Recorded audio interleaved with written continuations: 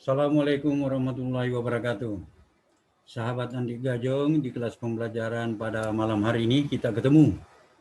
Ini ada fakta menarik dari perjalanan atau dinamika yang terjadi 2 minggu belakangan ini. Ini pembelajaran ketatanegaraan.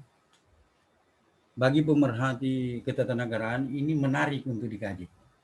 Di satu sisi ada peristiwa mengenai pelaksanaan Kongres luar biasa Partai Demokrat, dan di sisi lain ada pembelajaran bagi kita semua sejauh mana kebijakan pemerintah menempatkan diri dalam sengketa yang terjadi di Partai Demokrat. Kita pahami bersama bahwa 2 minggu yang lalu kubu AHY selaku ketua umum yang sah saat sekarang ini masih diakui oleh pemerintah menyampaikan sesuatu hal sampai kepada pengiriman surat ke Istana Negara Presiden Jokowi bahwa ada indikasi pelaksanaan pengambil alihan secara inkonstitusional partai politik, dalam hal ini Partai Demokrat. Pihak Istana menyambut itu dengan hal yang tidak dianggap penting karena ini belum terjadi. Tapi fakta sudah menunjukkan bahwa pelaksanaan KLB ini benar-benar terjadi. Dari beberapa orang yang menggagas pelaksanaan KLB, diwujudkanlah pelaksanaan Kongres luar biasa Partai Demokrat di Sibolangit dalam hal pengambil alihan Partai Demokrat. Kita pahami bahwa dalam konteks ketatanegaraan yang ada, tentu kita berpikir sejauh mana pemahaman kita tentang kedudukan partai politik dalam suatu negara hukum dan suatu negara demokrasi. Peristiwa politik ini yang terjadi memasuki episode baru setelah pengurus yang sah sampai hari ini diakui oleh pemerintah melaporkan kepada Kementerian Hukum dan Hak Asasi Manusia mengenai sahnya kepengurusan Mas AHY sebagai Ketua Umum Pimpinan Pusat Partai Demokrat dan Bapak Susilo Bambang Yudhoyono selaku Ketua Majelis Tinggi. Tidak berselang lama, pihak kubu Pak Muldoko yang mendapatkan kepercayaan dari peserta KLB dan penggagas KLB itu sebagai Ketua Umum DPP Partai Demokrat melakukan dan mengunjungi Kementerian Hukum dan HAM. Ini fakta politik yang bisa menjadi fakta politik ini bisa menjadi analisis hukum ketatanegaraan yang ada. Karena uraian peristiwa yang terjadi itu kita bisa merunut dari satu episode ke episode lain. Episode pertama yang terjadi adalah adanya gunjingan dari penggagas KLB dan pengurus DPP Partai Demokrat yang sah. Kenapa saya katakan sah? Karena persoalannya belum tergantikan dan pengakuan pemerintah masih mengakui dan itu dicantumkan dalam lembaran negara bahwa pengurus Partai Demokrat yang sah sampai detik ini adalah ketua umumnya Bapak Agus Harimurti Yudhoyono, sementara ketua majelis tingginya adalah Bapak Susilo Bambang Yudhoyono. Entah nanti setelah masuk episode dalam ranah hukum. Ranah hukum yang saya maksudkan di sini ini banyak tanggapan. Ada pakar yang menyatakan bahwa seharusnya Pak Muldoko tidak melakukan inisiatif dalam hal pengambil alihan Partai Demokrat. Sementara kubu KLB mengatakan bahwa itu sah. Ini nanti masuk dalam ujian pemerintah atau ujian regulasi yang ada di mana pemerintah berpihak. Ya. Apakah dia netral dalam menanggapi sengketa yang terjadi di partai politik, khususnya Partai Demokrat, atau dia memberikan sinyal keberpihakan. Yang kedua adalah ini ujian dalam proses administrasi negara. Kementerian Hukum dan HAM sebagai perpanjangan tangan Presiden, sebagai pemegang kekuasaan pelaksanaan pemerintahan di Indonesia, ini mempunyai kewenangan secara delegatif dari Presiden. Kementerian Hukum dan HAM dalam hal ini memberikan jas pembenar bahwa dalam hal keputusan yang diambil mengesahkan anggaran dasar, anggaran rumah tangga suatu partai politik, mengesahkan siapa pengurusnya mulai dari pimpinan pusat sampai kepada tingkat terbawah. Dan yang ketiga mengesahkan struktur kepercayaan yang dimasukkan di dalam lembaran negara. Karena dalam konteks ini kalau kita berbicara secara konstitusional, partai politik merupakan pilar dari pembangunan suatu demokrasi. Dan yang kedua, kebebasan yang dimiliki oleh partai politik atau setiap orang sebagai warga negara Indonesia dalam hal bagaimana melihat bahwa dia mempunyai hak konstitusional, mempunyai hak secara istimewa dalam mengeluarkan ide dan pendapat, dan mempunyai hak untuk melakukan perserikatan atau perkumpulan, sama dengan yang dilansir oleh Bapak Mahfud MD, bahwa kita tidak bisa mencegah peserta KLB itu atau penggagas KLB karena mempunyai hak yang dijamin oleh undang-undang. Ya benar, karena kebebasan berserikat dan berkumpul itu dijamin oleh undang-undang. Melekat kepada setiap warga negara secara konstitusional dilindungi karena berdasarkan dengan implementasi hak asasi manusia. Cuman yang perlu menjadi tanggapan kita dalam perjalanan episode-episode selanjutnya nanti, setelah tadi kabar dari beberapa media bahwa kubu KLB Muldoko sudah mau mendaftar. Inilah yang menjadi analisis yang lebih enak kita lakukan pada saat diterima pendaftaran. Kenapa saya katakan adalah analisis sisi hukum yang paling bagus? Karena di situ dipertontonkan kepada seluruh rakyat Indonesia. Bagaimana pemerintah mengambil suatu kebijakan, bagaimana Kementerian Hukum dan HAM melihat dan menafsirkan aturan yang ada. Salah satu contoh, apakah anggaran dasar, anggaran rumah tangga suatu partai yang telah disahkan itu bisa dibolak-balikan sama dengan pandangan daripada peserta KLB, bahwa dia memakai anggaran dasar pada tahun 2015, bukan tahun yang 2020, waktu Mas Ahaye diangkat sebagai Ketua Umum DPP Demokrat. Kalau persoalan bagaimana interest, bagaimana kepentingan yang mendasari teman-teman yang di kubu Pak Muldoko, itu kita go aja, istilahnya silakan, itu hak mereka. Tapi nanti pada saat pengujian, pada saat pendaftaran kubu KLB yang mendapuk Bapak Muldoko sebagai Ketua Umum DPP, itu diuji baik secara institusional, pemerintah dalam hal kebijakan politik yang ada, dan Kementerian Hukum dan HAM mengeluarkan nanti kebijakan yang mana mendapatkan aspek pengakuan atau pengesahan. Tapi di lain itu masyarakat Indonesia mempunyai penilaian tersendiri. Sah-sah saja, setiap orang bisa menafsirkan bagaimana pandangan mereka dalam hal melihat bagaimana dinamika yang terjadi, khususnya partai yang selama ini diakui oleh negara, tiba-tiba ada KLB, tapi kita tidak masuk ranah itu. Salah satu contoh yang diuji nanti di dalam bagaimana keputusan yang dikeluarkan oleh Kementerian Hukum dan HAM. Salah satu contoh, Kementerian Hukum dan HAM mempunyai kewenangan dalam mengesahkan struktur kepengurusan partai politik. Ya kan benar. Struktur kepengurusan itu ya sebagai salah satu elemen dalam membangun demokrasi harus senantiasa tunduk kepada hukum negara, yaitu berdasarkan undang-undang partai politik. Yang sebelumnya undang-undang partai politik ini mempunyai cantolan di konstitusi kita. Ini contohnya, di konstitusi kita ada penafsiran dalam kaidahnya bahwa Undang-Undang Dasar Negara Republik Indonesia tahun 1945 ada pasal 1 ayat 3, Indonesia adalah negara hukum. Yang pasal 1 ayat 2, kedaulatan ada di tangan rakyat dan dilaksanakan oleh berdasarkan Undang-Undang Dasar.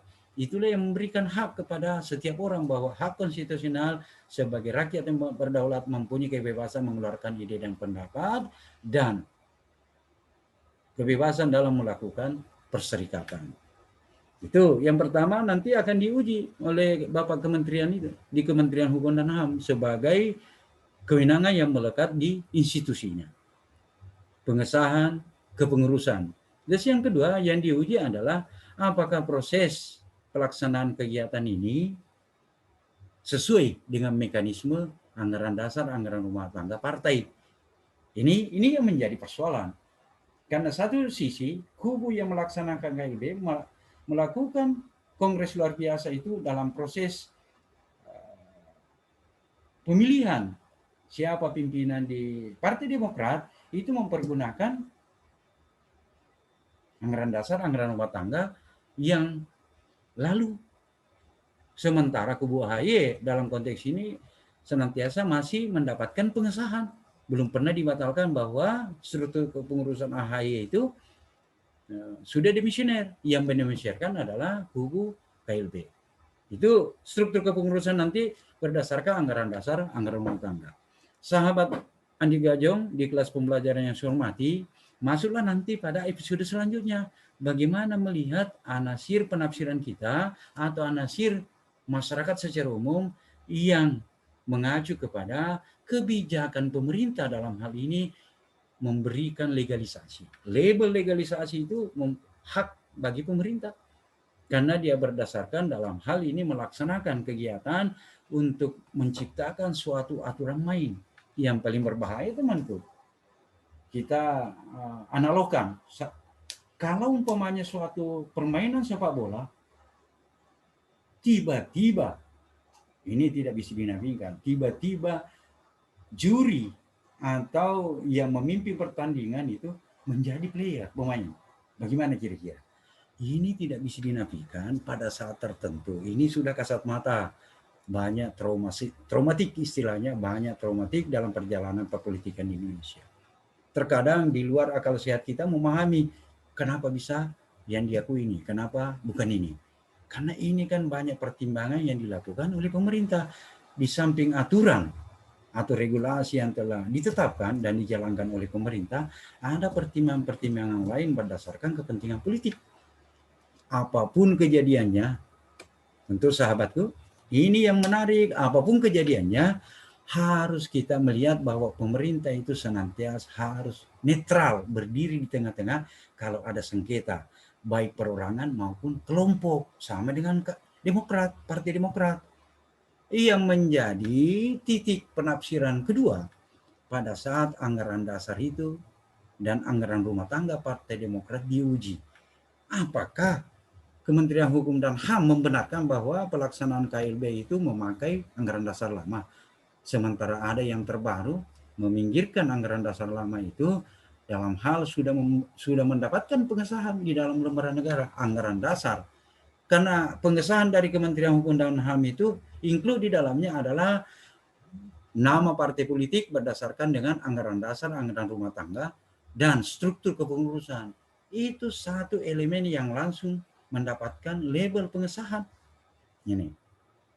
Apakah yang menjadi persoalan nanti bahwa prosedur pelaksanaan kongres luar biasa itu mendapatkan tempat karena ada angin segar. Ini tanda kutip ya.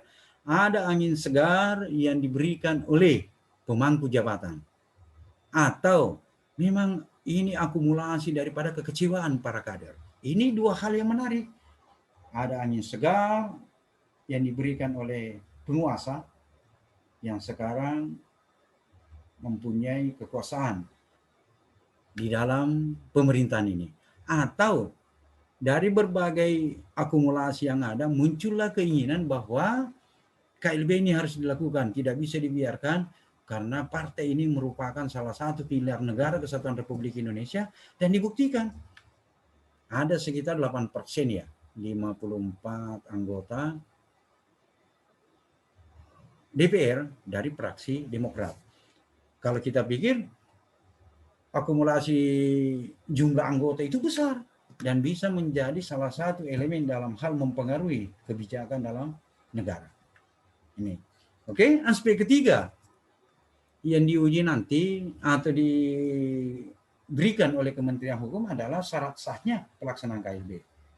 Setelah ini nanti episode yang lebih menarik lagi, setelah Kementerian Hukum dan HAM mengeluarkan suatu kebijakan. Ini kita memprediksi, ini masih 50-50 yang mana diakui.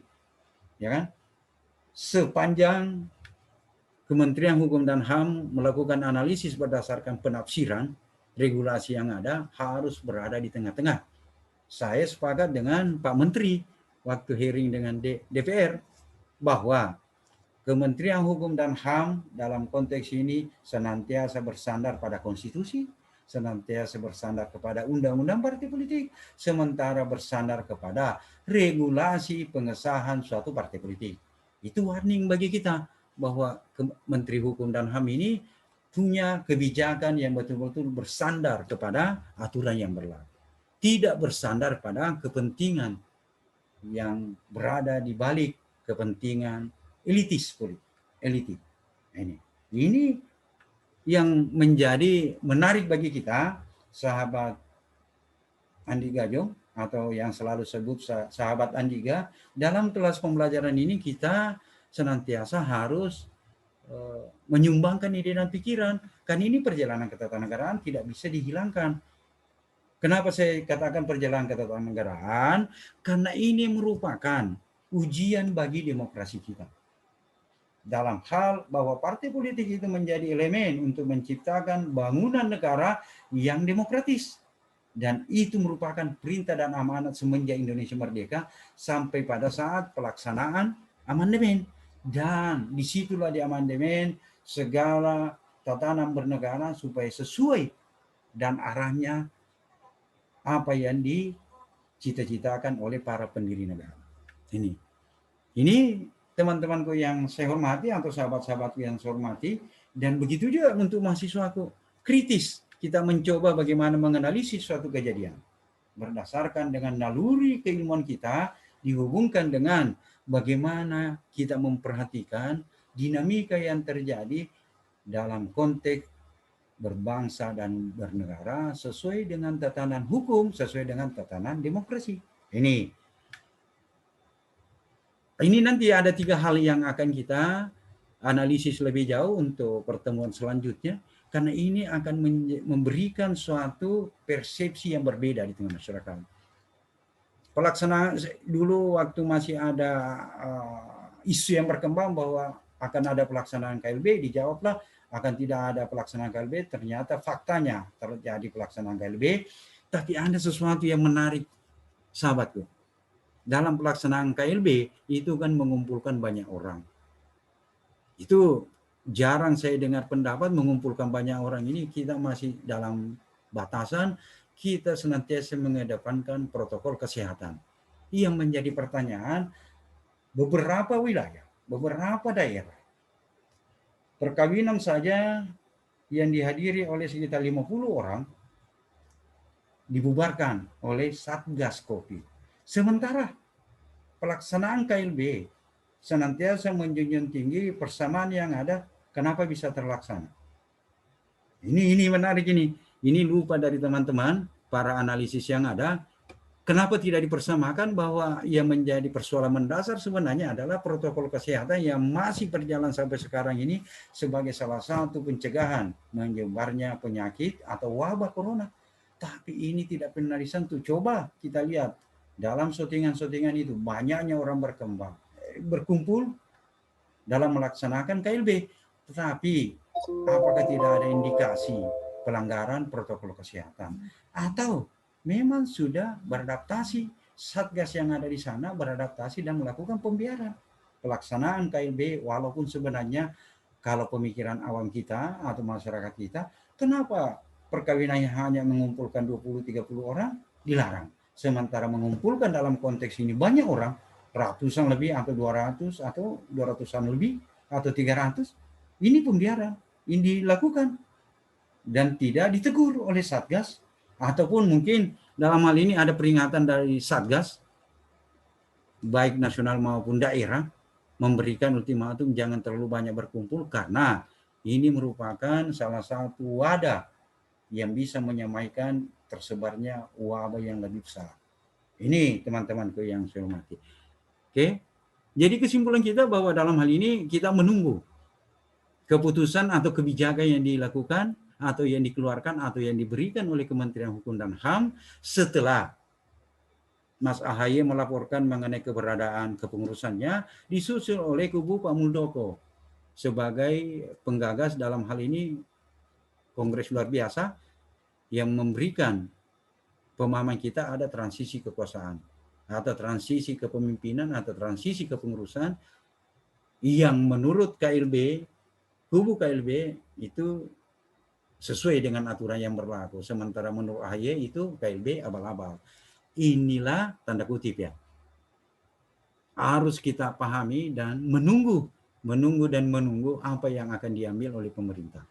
Keputusannya berada di titik mana itu yang akan menjadi analisis. Kalaupun umpamanya keputusannya memenangkan atau mengaku dan merestui KLB Demokrat, ranah hukum pasti ada. Salah satu contoh ranah hukum berproses di pengadilan.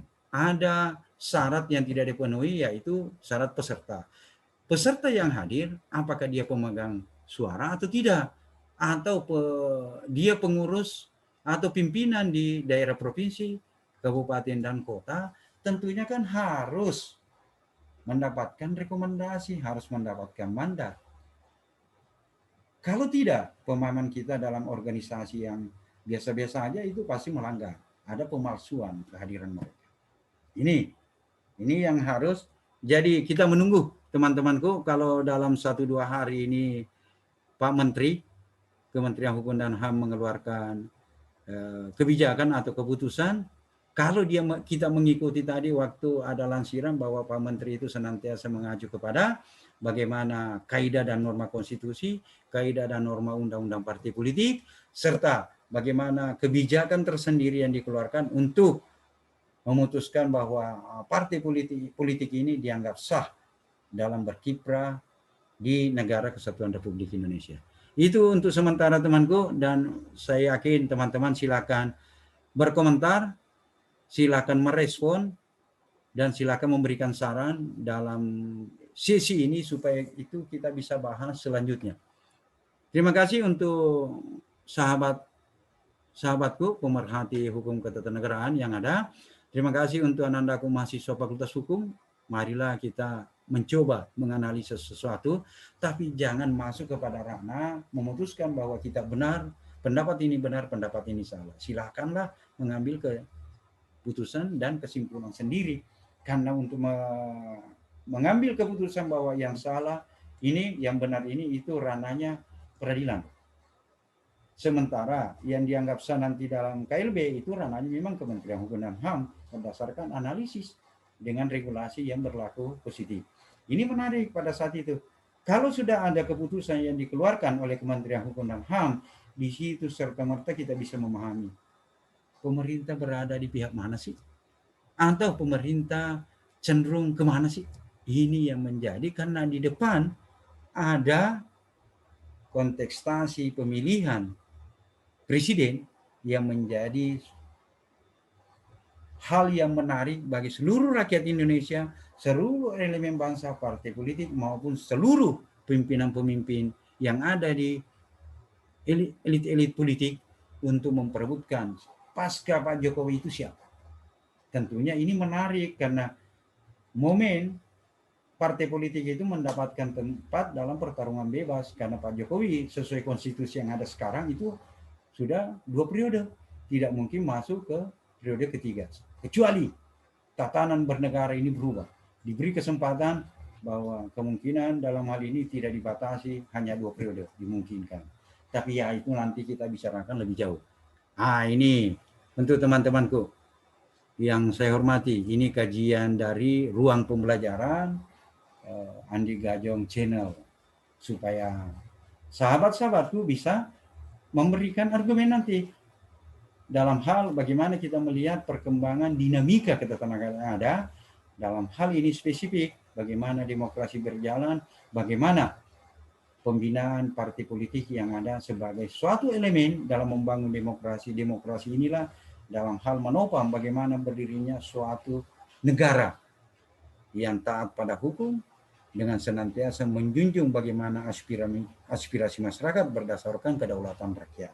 Bangunan besar inilah yang harus kita senantiasa kawal supaya arah, tujuan, dan maksud pendirian negara bisa sama-sama kita perjuangkan.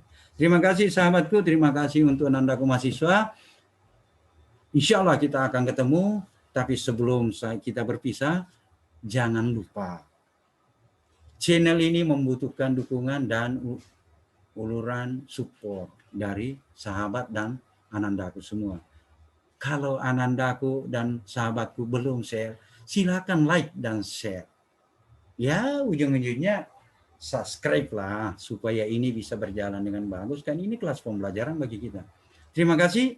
Tentunya semua berawal dan berakhir dari nikmat Allah Subhanahu wa taala, tentunya wujud syukur kita dalam hal mengemban amanah sebagai khalifah Allah. Terima kasih. Saya tutup. Wallahu waliyyu taufiqil hidayah. Wallahu muwaffiq ila aqwamit thariq. Wassalamualaikum warahmatullahi wabarakatuh.